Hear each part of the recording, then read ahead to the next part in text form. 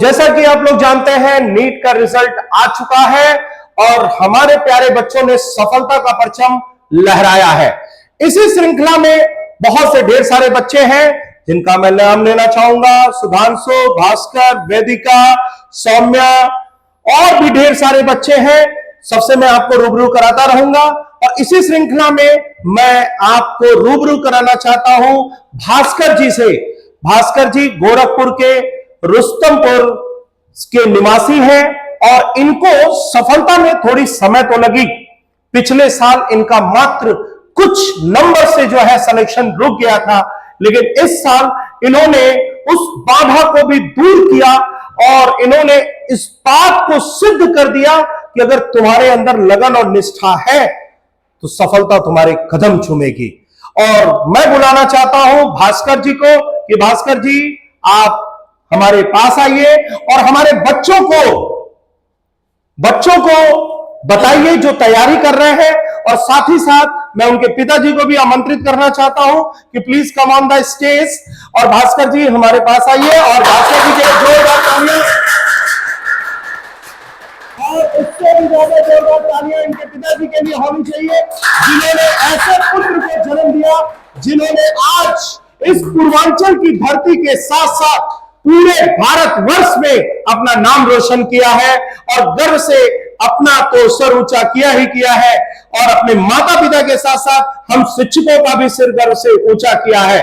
तो आगे मैं अब आमंत्रित करना चाहूंगा सरजीत सर को, जो हम लोगों के बीच में आएंगे और भास्कर जी से इनके सफलता का जो रहस्य रहा है, इनके रास्ते में क्या क्या बाधाएं आई हैं, इन सभी बाधाओं को दूर करके इन्होंने सफलता अर्जित की, इन सभी विषयों पे चर्चा करेंगे। लेकिन इसके पहले मैं बात करना चाहूंगा इनके पिताजी से, जिनको आज बहुत ही खुशी हो रही होगी। पिछले साल कुछ नंबर से सिलेक्शन रुक गया था, तो मैं पूछना चाहूंगा सर आपको कैसा लग रहा है आज? बहुत अच्छा लग रहा है। आज आपके सुपुत्र सफलता का परचम लहरा दिए हैं, आज तो सिर्फ गर्व से ऊंचा होगा। जी हाँ। तो आप आगे बच्चों को क्या मैसेज देना चाहते हैं? कड़ी मेहनत, लगन और शिक्षकों का सम्मान, उसके बाद में जैसे माता पिता कहें उस हिसाब से चलिए। बहुत बढ़िया, जोरदार तालियां होनी चाहिए। आपने देखा बहुत ही सटीक और कम शब्दों में इन्होंने शायद बहुत सी बातें कर दी है। तो अब इसी के साथ मैं सरजीत सर को बुलाऊंगा। सरजीत सर आइए और हमारे भास्कर जी से थोड़ा सा रूबरू होते हैं। इसको लगा लीजिए आप।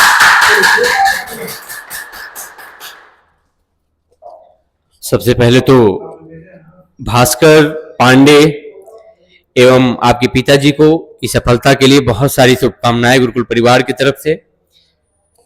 और जैसा कि अभी सर ने बताया कि पिछले साल भास्कर जी का मात्र 2-3 नंबर से रुका था, लेकिन जब भी हमारी बात, यहाँ के लोगों की बात भास्कर जी से होती थी तो भास्कर जी बोलते थे कि पापा बोले हैं कोई बात नहीं, पढ़ाई करो आराम से, हो जाएगा, सिलेक्शन ही तो लेना है।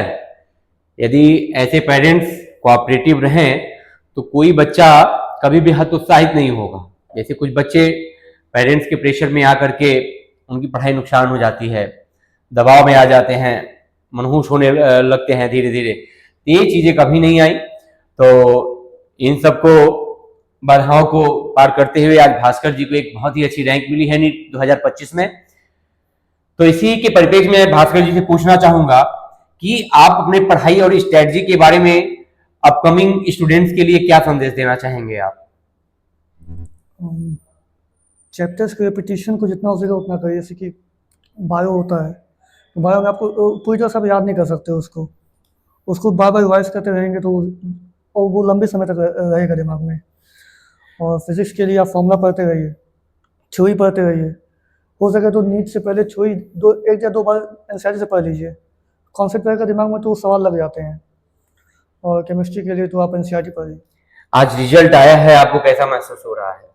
अच्छा अच्छा लग रहा है।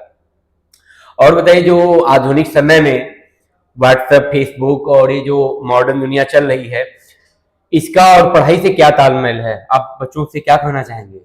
कोई तालमेल नहीं। तो मतलब बच्चे क्या करें? आपने सोशल मीडिया या इसका कुछ सहारा लिया आपने पढ़ाई के दौरान? जितना हो सके उतना मिनिमाइज करें। मिनिमाइज करें। और गुरुकुल पाठशाला का क्या योगदान रहा है आपकी पढ़ाई के दौरान? उन्हीं से सब सीखा है। आप लगातार 2 साल से गुरुकुल पाठशाला में अनवरत 4 साल से गुरुकुल पाठशाला में अनवरत पढ़ाई कर रहे हैं। गुरुकुल पाठशाला के टीचर्स का क्या योगदान रहा आपके पढ़ाई की ग्रोथ में? काफी योगदान रहा है। सारा योगदान रहा है। सब कुछ यही सीखा है। तो आप यहाँ के पर्टिकुलर शिक्षकों के बारे में क्या कहना चाहेंगे? टीचर्स के लिए 2 शब्द। सुई से अच्छा पढ़ाते हैं और जो भी टॉपिक शुरू करते हैं उसको पूरा खत्म करते हैं। पूरा खत्म का मतलब कि चैप्टर ही नहीं, वो सवाल भी लगवाएंगे और अच्छे खासे सवाल लगवाएंगे, जिससे कि कॉन्सेप्ट इतना क्लियर हो जाता है कि बाद में आप कोई भी सवाल आपसे जैसे कि फंसेगा नहीं। एक जिसे बायो अच्छा पढ़ाते हैं, एनसीईआरटी वाइज पढ़ाते हैं और जो क्वेश्चन देते हैं वो भी एनसीईआरटी वाइज ही होते हैं। उससे थोड़ा कॉन्फिडेंस आता है और क्वेश्चन फंसता नहीं है। आने वाले पीढ़ी में, मतलब आने वाले नीट की पीढ़ी ही बोला जाएगा, इन बच्चों को आप क्या संदेश देना चाहेंगे गुरुकुल पाठशाला की तरफ से? कैसे पढ़ाई करें, कितना पढ़ाई करें कि आने वाले समय में वो लोग इस स्टेज पे आने के काबिल बन पाए? अपनी क्षमता के अनुसार जितना हो सके उतनी बार चैप्टरों को दोहराएं। तो गुरुकुल परिवार की तरफ से, गुरुकुल पाठशाला की तरफ से यहाँ पे आने के लिए आप लोगों का बहुत बहुत धन्यवाद। और मैं सर से पूछना चाहूंगा, सर आप कैसा महसूस कर रहे हैं और आप गार्जियन को क्या संदेश देना चाहेंगे कि बच्चों के साथ कैसा व्यवहार करें? बच्चों के साथ अनप्रेशराइज रहें, प्रेशर न करें बस, और उनका प्रेशर ना करें बच्चों को, जो कि माइंड सेटअप जो होता है प्रेशर से वो विचलित हो जाता है। जी। तो वो प्रेशर न जनरेट करें, जो जैसा पढ़ रहा है वैसा पढ़ रहे, बस अपना बच्चों का देख रेख रखें, ये जरूरी होता है। जी सर, बहुत बहुत धन्यवाद। और गुरुकुल पाठशाला को हमारी तरफ से बहुत बहुत धन्यवाद।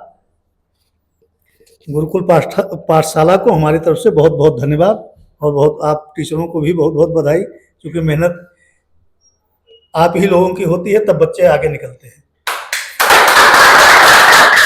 धन्यवाद sir, thank you so much.